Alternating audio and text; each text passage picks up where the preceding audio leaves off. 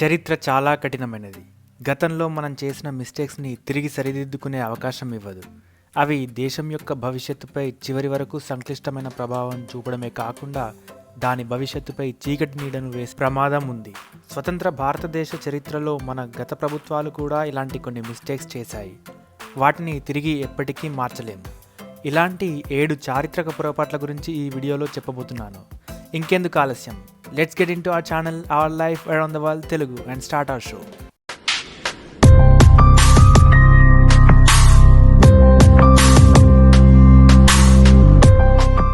Mistake number 1, Kashmiri mess. ఇండియాకి స్వాతంత్రం వచ్చిన టైంలో అంటే 1947లో జమ్మూ కాశ్మీర్ రాష్ట్రాన్ని రాజా హరిసింగ్ పాలించేవాడు. ఆ టైంలో ఆయన కాశ్మీర్ని ఒక స్వతంత్ర దేశంగా ఉంచడానికే ఇష్టపడ్డారు. కాశ్మీర్ని ఆక్రమించుకోవడానికి పాకిస్తాన్ తన సైన్యం మద్దతుతో 1947 అక్టోబర్లో గిరిజన దోపిడీదారులుగా మారువేషంలో కాశ్మీర్పై దాడి చేసినప్పుడు దిక్కుతోచని స్థితిలో ఆయన భారత సహాయం కోసం విజ్ఞప్తి చేయగా అప్పుడు జరిగిన ఆర్టికల్ 370 మరియు 35A అగ్రిమెంట్ ప్రకారం కాశ్మీర్ని ఇండియాలో కలపాలనే ఒప్పందంతో ఆయనకి సహాయం చేయడానికి ఇండియా ఒప్పుకుంది. ఇప్పుడు కాశ్మీర్ అఫీషియల్గా ఇండియాలో భాగం అయినప్పటికీ ఇది మన తలపైన ఒక రాచపుండులా మిగిలిపోయింది. రాష్ట్రంలోని 40% విస్తీర్ణం పాకిస్తాన్ నియంత్రణలో కొనసాగుతుంది. ఇది కరాకోరం శ్రేణుల ద్వారా చైనాకు వ్యూహాత్మక భూమార్గాన్ని అందిస్తుంది. అందుకని చైనా కూడా ఈ సమస్య ఎప్పటికీ సాల్వ్ అవ్వకుండా తన వంతుగా ఆజ్యం పోస్తూ ఉంటుంది. ఈ అన్ని సమస్యలకి ఒక రకంగా కారణమైన ఆర్టికల్ 370ని ఇండియన్ గవర్నమెంట్ 2019లో రివోక్ చేసింది. ఈ సమస్యకి ఇది పరిష్కారం చూపిస్తుందేమో చూద్దాం. మిస్టేక్ నంబర్ 2, చైనీస్ బెదిరింపులను విస్మరించి సైన్యంపైన నిర్లక్ష్యం వహించడం. 1962వ సంవత్సరపు జ్ఞాపకాలు ఎల్లప్పుడూ భారతీయులను ఇబ్బంది పెడతాయి. దాదాపుగా భారతదేశం యొక్క పరిమాణంలో ఉన్న చైనా దేశం దాని యుద్ధవాంఛతో నిండిన పోకడలతో ప్రపంచ శాంతియుత సహజీవనం అనే అంశానికి తూట్లు పొడిచింది.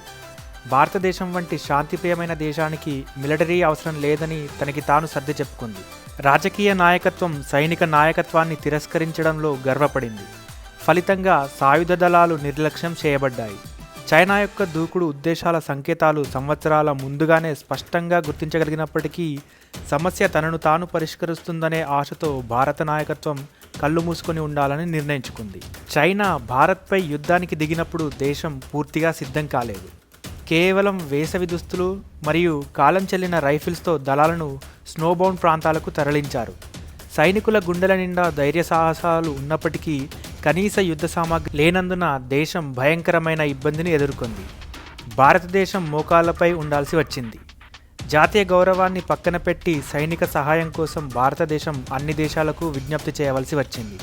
అసమర్థ నాయకత్వంతో భారతావని డీలా పడిన ఘటన ఇది. మిస్టేక్ నంబర్ 3, హాజీ పిర్పాస్ యొక్క తాష్కెంట్ ఒప్పందం. 1965 ఇండోపాక్ యుద్ధం తర్వాత 1966 జనవరి 10న రష్యాలోని తాష్కెంట్లో ఇండియా మరియు పాకిస్తాన్లు కాల్పుల విరమణ ఒప్పందం కుదుర్చుకున్నాయి. ఆగస్టు 1965లో సైన్యం భారీ వ్యయ ప్రయాసలకు ఓర్చుకొని చేజిక్కించుకున్న వ్యూహాత్మక హాజీ పిర్ పాస్ను ఒప్పందం ప్రకారం పాకిస్తాన్కు తిరిగి ఇవ్వడానికి భారతదేశం అంగీకరించింది. ఈ పాస్ జమ్మూ కాశ్మీర్లోని పూంచ్ మరియు ఉరీ సెక్టర్లను కలుపుతుంది. వాటి మధ్య 200 కిలోమీటర్లుగా ఉన్న దూరాన్ని 15 కిలోమీటర్లకు తగ్గిస్తుంది. కీలకమైన ఈ హాజీ పిర్పాస్ని తిరిగి ఇవ్వడం ద్వారా భారత్కి ఒరిగిందేమీ లేదు. పైగా ఈ నిర్ణయం వల్ల ఇప్పటి వరకు భారత్ బాధపడుతూనే ఉంది. పూంచ్ మరియు ఉరి రంగాల మధ్య ప్రత్యక్ష సంబంధాన్ని తిరస్కరించడంతో పాటు పాకిస్తాన్ ఈ పాస్ని భారతదేశంలోకి ఉగ్రవాదుల చొరబాటుకి సమర్థవంతంగా ఉపయోగిస్తుంది. రష్యన్ ఒత్తిడిని ఎదిరించలేకపోవడం అప్పటి సత్తా లేని భారత విదేశాంగ విధానం మరియు దూరదృష్టి లేని నాయకత్వానికి నిదర్శనం. మిస్టేక్ నంబర్ 4, సిమ్లా ఒప్పందం. 1971 డిసెంబర్ 16న ఢాకా పతనంతో పాకిస్తాన్పై భారత్ సంచలనాత్మక విజయం సాధించింది. 96,000 మంది పాక్ సైనికులు యుద్ధ ఖైదీలుగా తీసుకున్నారు. తరువాత 1972 జూలై 2న సిమ్లాలో ఇరు దేశాల మధ్య ఒక ఒప్పందం కుదిరింది. జమ్మూ కాశ్మీర్లోని నియంత్రణ రేఖను గౌరవించడానికి మరియు కాల్పులు లేదా బలప్రయోగం నుండి దూరంగా ఉండటానికి 2 దేశాలు అంగీకరించాయి. భారతదేశం 96,000 పాక్ యుద్ధ ఖైదీలను విడుదల చేసింది. మరోవైపు పాకిస్తాన్ కేవలం 617 మంది భారతీయ యుద్ధ ఖైదీలను మాత్రమే విడుదల చేసింది. మిగతా 54 మంది పాకిస్తాన్ జైలులో ఇంకా కొట్టుమిట్టాడుతున్నారు. భారత ప్రభుత్వం ఈ విషయాన్ని అనేక సార్లు ప్రస్తావించినప్పటికీ వారి విడుదలను పొందడంలో విఫలమైంది. 96,000 మంది యుద్ధ ఖైదీలను ఉపయోగించుకొని పాకిస్తాన్కి బుద్ధి చెప్పే సువర్ణ అవకాశాన్ని చేజేతులారా చేజార్చుకుంది.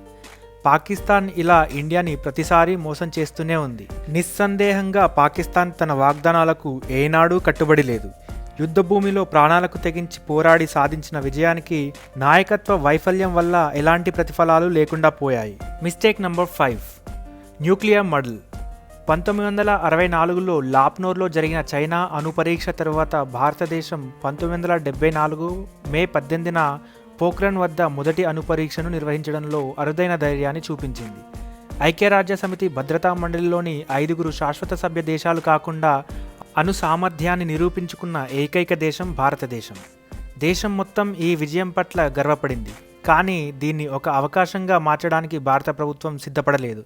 భారతదేశం కష్టపడి సంపాదించిన ఈ అణుశక్తిని ప్రపంచానికి చాటి చెప్పి గుర్తింపు సంపాదించడానికి బదులుగా భారతదేశం ప్రపంచ దేశాలకు క్షమాపణ చెప్పి తమ దగ్గర అణు ఆశ్రయాలు లేవని ప్రపంచాన్ని ఒప్పించడానికి ప్రయత్నించింది. విచిత్రం ఏంటంటే ప్రభుత్వం పోఖ్రాన్ పరీక్షను అప్పటి వరకు వినని పదం శాంతియుత అణు విస్ఫోటనంగా పేర్కొంది.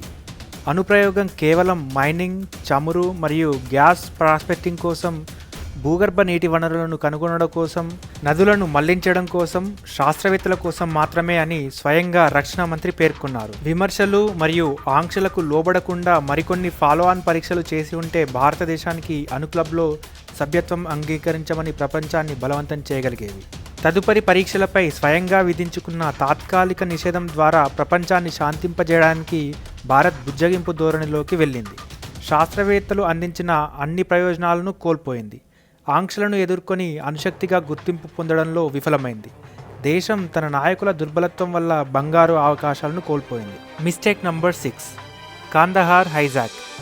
డిసెంబర్ 1999లో పాకిస్తాన్ ఉగ్రవాదులు ఇండియన్ ఎయిర్లైన్స్ విమానాన్ని హైజాక్ చేసి కాందహార్కు తరలించడం ద్వారా భారతదేశం యొక్క ఆత్మగౌరవాన్ని దెబ్బతీసింది.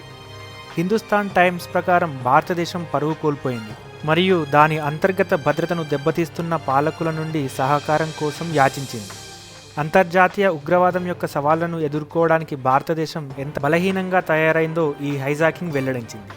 మౌలానా మసూద్ అజార్ సహా 3 కాశ్మీరీ ఉగ్రవాదులను విడుదల చేయడానికి ఒక ఒప్పందం కుదిరిందని భారత జాతీయ భద్రతా సలహాదారు ప్రకటించినప్పుడు 8 రోజుల సుదీర్ఘ పరీక్ష ముగిసింది. విచిత్రం ఏంటంటే తమ డిమాండ్లపై దిగమని బలవంతం చేయడం వల్లే ఈ డీల్ కుదిరింది అని ప్రధాని క్రెడిట్ పొందారు.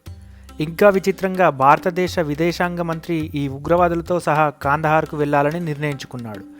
ప్రభుత్వ పేలవమైన క్రైసిస్ మేనేజ్మెంట్ స్కిల్స్ మరియు భద్రతా విషయాల్లో తీవ్ర నిశ్చలత వెరసి ఫ్యూయల్ నింపడం కోసం 35 నిమిషాలు ఆగిపోయిన తర్వాత హైజాకర్లు అమృత్సర్ విమానాశ్రయం నుండి వారి దేశానికి వెళ్ళిపోయారు.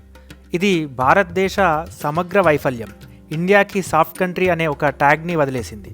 మిస్టేక్ నంబర్ 7, అక్రమ ఇమిగ్రేషన్ మరియు ఐఎండిటి చట్టం యొక్క ప్యాసేజ్. సాధారణంగా ఒక దేశం యొక్క బోనఫైడ్ పౌరుడిగా తన స్టేటస్ని నిరూపించే భారం నిందితులపైనే ఉంటుంది. ఇది ప్రపంచవ్యాప్తంగా ఉన్న స్టాండర్డ్ ప్రొసీజర్.